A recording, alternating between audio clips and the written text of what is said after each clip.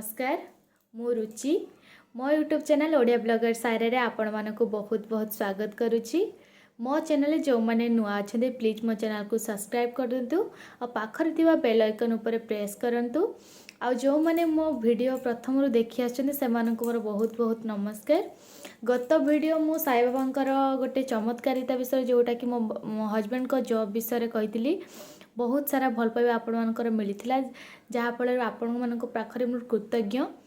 आउ मते किछि मोर रिलेटिव भी अच्छंती आ मोर जो माने सांग साथी ता छडा भी अन्य लोक माने किछि अच्छंती मते पर्सनल मेसेज देछन जोटा कि आपण मानकु मु मो डिस्क्रिप्शन बॉक्स रे दे देबी। मोर इंस्टाग्राम गोटे अछि ओडिया ब्लॉगर सायरा जोटा मोर यूट्यूब चैनल सेटा ही मोर इंस्टाग्राम चैनल। से इंस्टाग्राम रे मते किछि लोक पर्सनली मेसेज देथिले कि किछि साई बाबांकर आउ किछि जदी तुमर लाइफ रे मिराकल होती किसी कह आम साई बाबा विषय जानापी चाहूँ।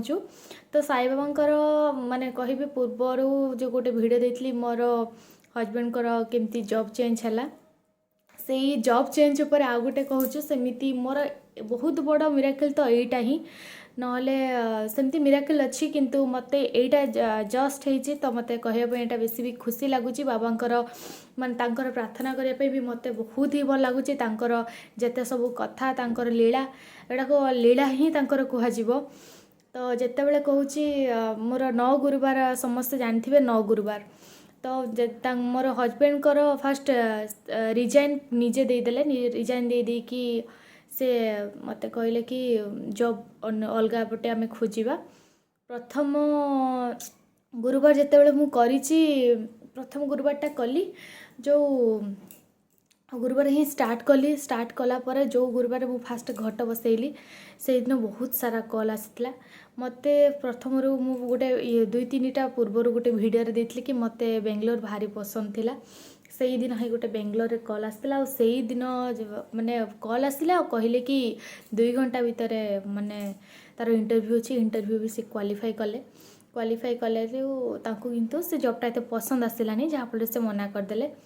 तो मु कि कली ना प्रथम गुरुवारटा करी प्रथम गुरुवार जहाँफल बहुत सारा कॉल आसला बहुत आड़े कॉल भी है। तो माने सेटा भी गोटे प्रकार खुशीर कथा जो कॉल आसु नथिला एठी हमरो नेटवर्क बहुत इश्यू रहे जो चेन्नई रे जो माने रहउचंती जानिथिबे चेन्नई रे नेटवर्क इश्यू बहुत रहे। तो नेटवर्क प्रॉब्लम रहउतला किंतु सेही दिन पाखापाखि 8 ରୁ 10टा कॉल आसतिला। तापरे बाबांकर महिमा देखते मोर द्वितीय गुरुवार रे मोर झियो जो अच्छी मो बाबा को फास्ट जमती समस्त जानी थे बाबा को आम फास्ट गधौ गधे सारापर आम सब पूजा अर्चना करूँ। बाबा को सबुदिन एमती बाहर को स्लाब उपर बाबा को माने आमर जो जगटा अच्छे स्लाब उपर बाबा को आणिकी मुझे गधेकी नहीं पुणी ठाकुर खटुली उपर रखे। तो मोर आणिके स्लाब उपर रखीचे मो पछपटे बुलिकी बाबांकर से जो सफा कना पकाउची बाबा को बसैबी बोली गाधेकी बाबा को बसई झील मोर तल को टाणी दे कि माने बाबा को पूरा तले पकईदेला जिते मु भाविली कौनटा गोटे पड़गला घोरी अनेला बेल को बाबांकर मुंड आ बाबांकर देह पूरा अलगा हो जाइए। माने सेते भावतु केते जोर कांद लगी जिते बड़े माने गोटे जॉब पाई आम खोजुचु से जदि बाबा मुंड भांगी जाइए केमती मनटा हो। तो मु बहुत कांदिली जो बाबा पाखे माने एमती कांदुची कहूँ कि बाबा कौटी भूल हो गला जे आपण पूरा पूरा माने मुंड भी अलग हो जाए देह भी पूरा अलग हो बुझीपारे मैंने जिते बड़े कि न था बाबा को आम डाकुचु से समय ठाकुर माने मुंड सहित देह अलग हो भांगी जावाटे केते बड़ मैंने लगुच जमी बहुत बड़ भूल हो गला आम मान द्वारा किसी गोटे भूल होगा जहाँफल एमती आम मैंने जमी आम भावे गला बेले जमी गोटे बिलेई बाहरी आसले बहुत खराब अशुभ बोली आम मैंने मानू। तो भारी मन दुख है। तापर किसी समय पर संध्या से दिन संध्या मो सासू को फोन कले जो कहली कि माँ एमती मोर बाबांकर गुरुवार दिन एमती पूजा काढ़ी माने घट माने माने ठाकुरंकर मुंड आ देह पूरा अलग हो माँ कहते कि एटा छोट छुआ तो किसी असुविधा नहीं तथापि गोटे दीप जल कि भूल मागी नियो। तो बहुत जगार भी बहुत जन को पचारू से सेम कथा कहले कि किसी ना से किसी भूल भाल थी ତ ମାନେ ସେଇଠି ମାନେ କରିଦିଅ ସେମିତି ଦୀପ ଜାଳି ଦିଅ। ଗୁରୁବାର ଦିନ ପୂଜା ସେଦିନ ମୋ ମନଟା ଭାରି ଖରାପ ରହିଲା, ଜମା ଭଲ ଲାଗିଲାନି।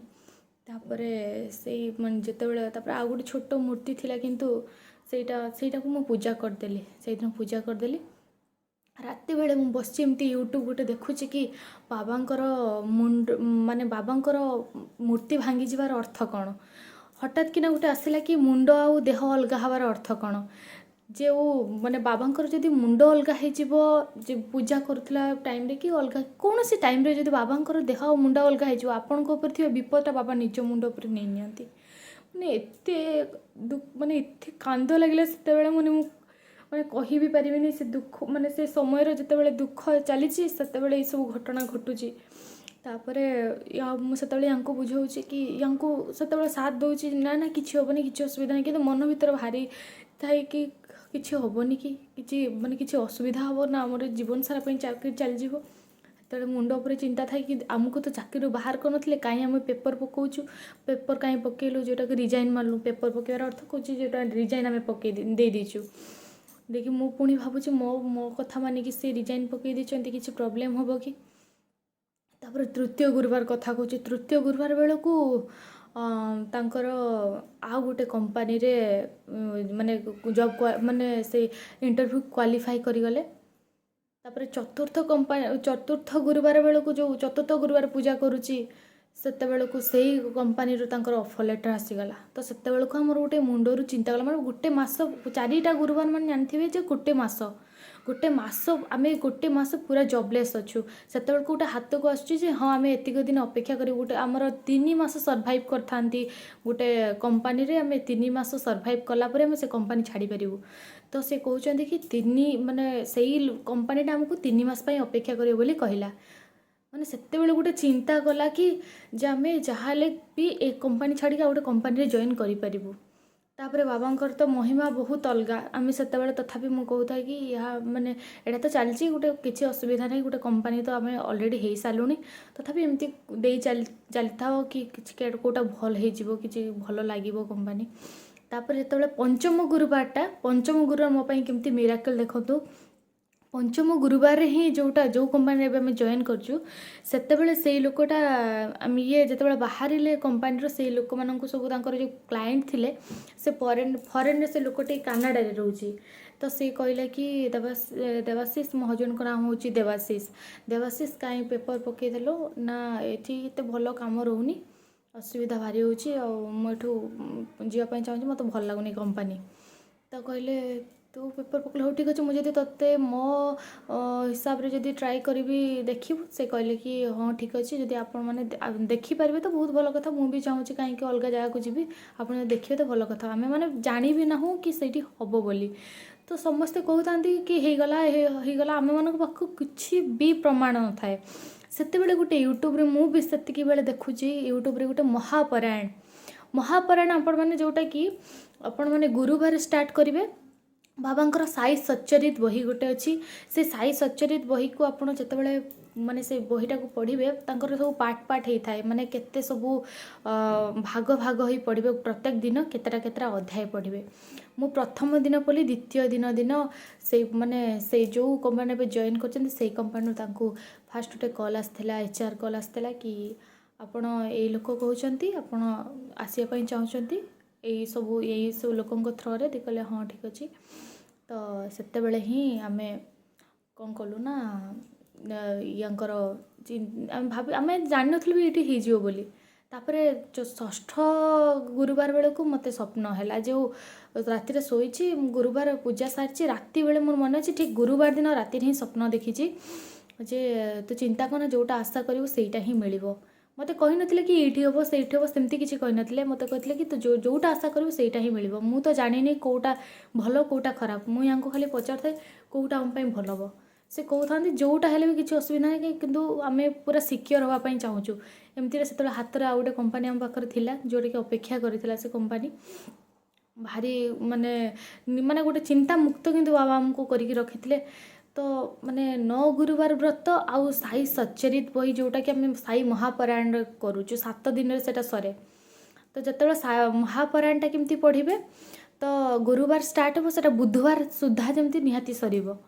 तो जो मानकर घर कम पिला छुआ रोचंती से कहूँ मो कथा कहूँ मु कौन कर 7 दिन भीतर मोर सब माने एका समय तो बसी पारिनी ना घर एका रहा बेलू कम सब रही जाऊ थाए मु कि करता जे छुआ को शुई दे सारा पर मु किछि समय पढ़ी दिए संध्या बेले किछि पढ़े जिते पढ़ू थाए मु से दिन किंतु दीप जालू थाए जिते पढ़ी दीप जालिबा बाबा को डाकिबे तांकर जेते सब लीला सबू से बही रे ही लिखाई साई सच्चरित बही से साई सच्चरित भी माने मु गोटे फास्ट गुरु सच्चरित पढ़ी थी गुरु सच्चरित जिते बही पढ़ी मु पढ़ीला टाइम रे मते इच्छा है एत भल लिखाई गुरु सच्चरित मु 2 दिन ही सारिदेली ताकू जिते एत भल लगे कांद लगुए मत जो दुख लगी देखिए गोटे कौन जिनस पढ़े आपको लगे आपण भगवान कि आपंपाई किसी मिराकल करेंगे गुरु सच्चरित पढ़िया पढ़ू पढ़ू मत लेखा आसला साई सच्चरित पढ़ी पार यापर ही साई सच्चरित पढ़ो साई सच्चरित मुझे खोजुए साई सच्चरित बही मत गोटे मिल जाता कि